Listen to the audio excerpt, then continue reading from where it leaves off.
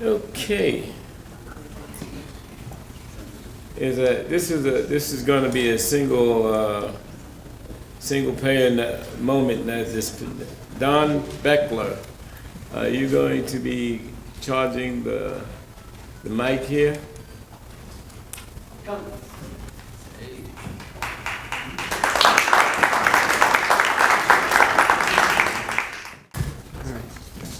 Thank you very much for having me here. My name is Don Bechler. I chair a group in California called Single Payer Now. We have 22,000 people on our action alert list. I'm also on the National Steering Committee of Healthcare Now, which is the national grassroots group for single payer healthcare. And I've been in the labor movement quite a while. I was in the 70s. I was a plant chairman of a small plant in Detroit in the UAW. And in the 80s and 90s, I worked in a large defense plant in California and was the chief steward. And I worked at United Airlines and was a steward there. For the last 20 years, I've been working for single-payer healthcare. And I feel like I should always say something about what single-payer is. I never assume people know what that means. I could just say, well, it's universal healthcare from birth to death, or it's universal healthcare from cradle to grave, or sometimes I can say it's universal health care from sperm to worm on this question. But what we're talking about is single payer. It's kind of really an oddball term, okay? It doesn't work well when you're out on the streets talking to human beings talking about it. It just means having one payer of medical bills versus hundreds of insurance companies paying medical bills.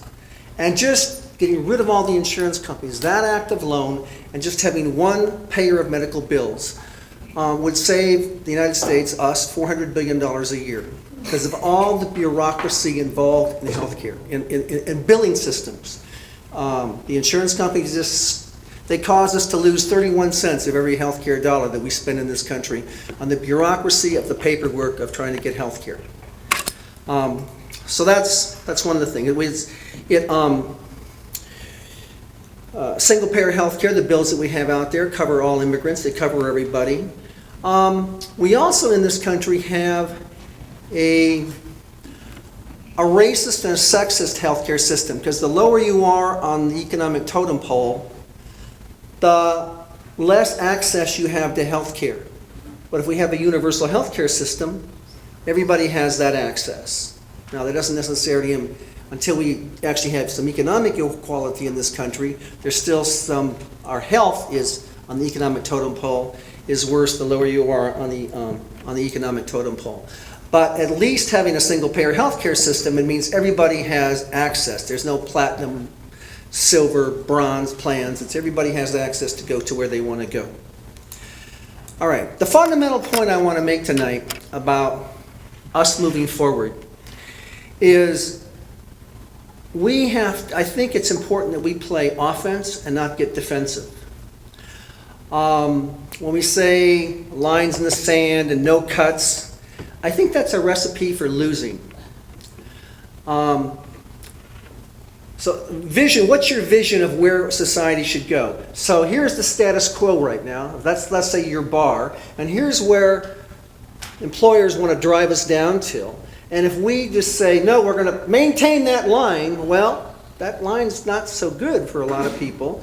And if this is our top point of our bargaining point, and the employers want to drive us down here, you're going to end up someplace in here. You're going to end up with some cuts of some kind. You're not going to get above it if all you ask for is maintaining the status quo. I mean, if you had how many of us would like to take a camera right now and just take a picture of society and just say, let's just keep it there. I mean, the last speaker was very eloquent in this question about that's just not good enough to just take a picture, a snapshot of where we are right now and maintain it.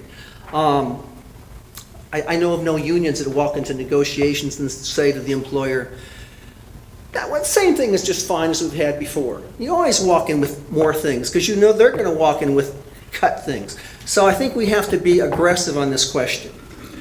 Our vision is not for the status quo. Our vision is for a better world on this thing.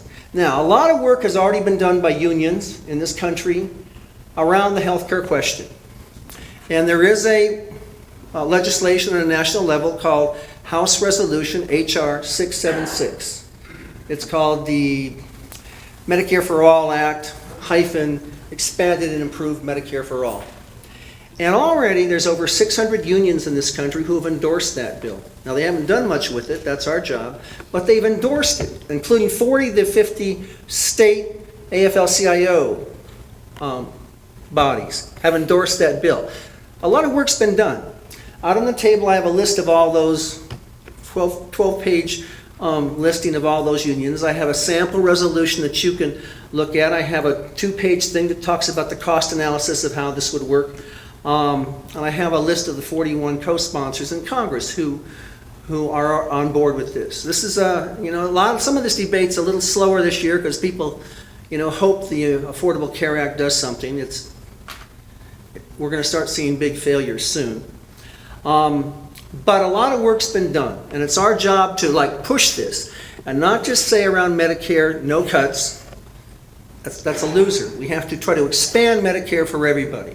A lot of the legislators in Washington, D.C. want to cut Medicare. They want to increase the amount of money that we have to pay for deductibles and co-pays, and they want to raise the age. And saying that, when you raise age of health care when you're eligible, it becomes a racist thing because it just shows people of color live a shorter lifetime span than white people. It's people of color can only benefit from Medicare fewer years than white folks. All right, so we've done a lot of work on this thing, and it's not hard to go out and to talk to your union members or people about expanding Medicare to everybody. It's an easier way to put it, or we want to have a national health care system minus the insurance companies. And those things. We go out in the streets a lot and are talking to people, and we get lots of people to sign our postcards. Every week we add 50 to 100 people to we call it our action alert list. And it's an odd person who says, I'm against this. I mean, the media tries to slam us all the time saying, this is taxes from government. That stuff's useless, it's bad. But when we talk to just have normal conversations with our friends and our coworkers, a lot of people, they sign up. It's a very reasonable program. I mean, we're the only industrialized nation on earth that doesn't have a national health care system. I mean, what's wrong with this country? All right. There's another little vision I share, and why I love the single-payer healthcare movement. Part of my vision is to someday get rid of the 1%. And not just be content with having capital and their greed organize how people live on this planet. Maybe move on to a higher system of social organization. And one thing about the single-payer movement is, there's tons of activists, and people don't walk around thinking about themselves consciously as, I'm a capitalist. I mean, ideologically, or I'm a socialist. Some here in this room I know do. But most people kind of don't. They're just in the fishbowl trying to survive. But what everybody knows in the single-payer movement who's active is that market mechanisms do not work when it comes to delivering health care. Once you start putting profit motives in to deliver health care, it screws everything up.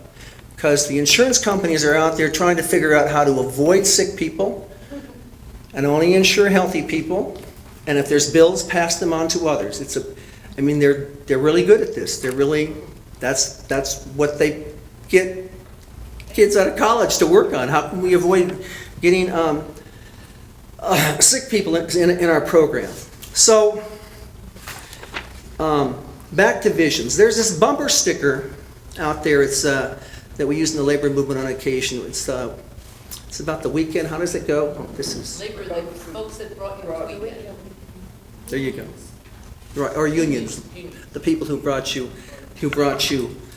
weekends. So this is a vision I would like to see someday. It's unions, the people who brought you Medicaid. Okay, it's really simple, and if you want to get Healthcare off the bargaining table, we should be fighting for this. If you want to have everybody, including immigrants, no matter what their status is, in a healthcare system, we should be fighting for single-payer healthcare or HR 676. If you want to get the insurance companies out of healthcare, then we should be fighting for this in a more active way. And if we want to have the average working person in this country endear themselves to the labor movement, right, which is with the weekend bumper sticker, then we should be out there fighting, and as union activists, with community people, that's how I kind of consider myself now, fighting for this program. So we see that alliance, and because labor can be a very powerful force if they decide to move, besides having resolutions. So that's my vision. I hope it's all of our vision. Thank you very much.